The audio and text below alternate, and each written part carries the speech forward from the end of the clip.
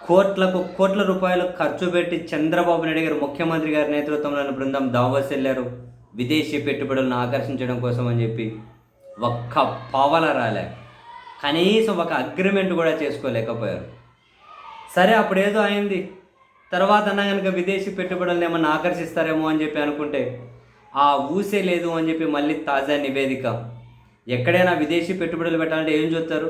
ఆ రాష్ట్రంలో శాంతి భద్రతలు ఎట్లున్నాయి, రాజకీయపరమైన కార్యకలాపాలు ఎట్లున్నాయి, కక్షపూరితమైన రాజకీయాలకు పాలనకు ఆ రాష్ట్రాలు వేదిక అవుతున్నాయా, మౌలిక వసతుల కల్పన ఎట్లా ఉంది, ఇవన్నీ పరిగణలోకి తీసుకొని విదేశీ పెట్టుబడులు పెడతారు.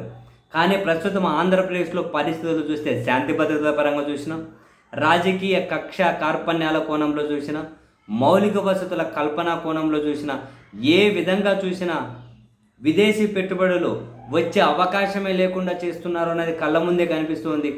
మరోసారి అది నిరూపితమైంది కూడా.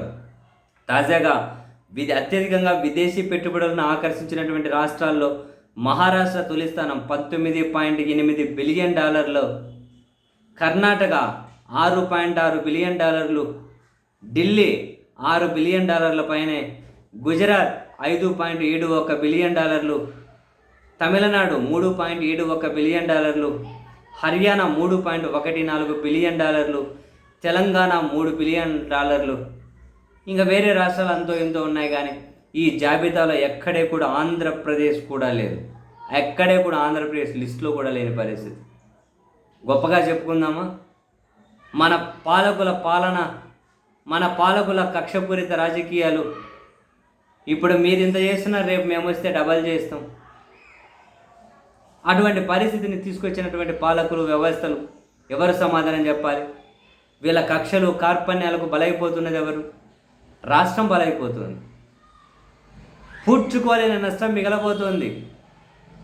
ఎవడు రియలైజ్ అవ్వట్లేదేమో. అందరికీ రాజకీయాలు కులమే నాకడమే సరిపోయిందేమో. దూల తీరబోతుంది ఆంధ్రప్రదేశ్కి. మీరు చూస్తూ ఉండండి. ఇటువంటి రాజకీయ వాతావరణమా? ఇటువంటి కక్షపూరితం రోజున ఇటువంటి పత్రికల, ఇటువంటి టీవీ ఛానళ్ళ, ఇవి డిబేట్లా, ఇవి కథనాలా? వీళ్ళు అసలు మనుషుల? బాధ్యత ఉందా వీళ్ళకు? కొంచెమైనా?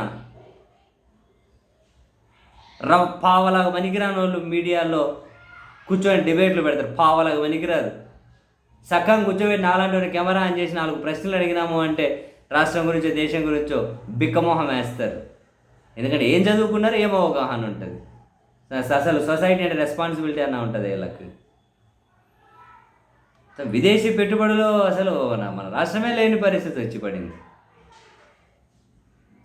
ఏదో చేయండి, ఎవరి దోల తీరితే ఎవరో తీర్చుకుంటారు. అనుభవించేవాడు అనుభవిస్తున్నాడు, అనుభవించేవాడు ఇంకా అప్పుడే ఏమైపోయింది, నేను అనుభవించండి.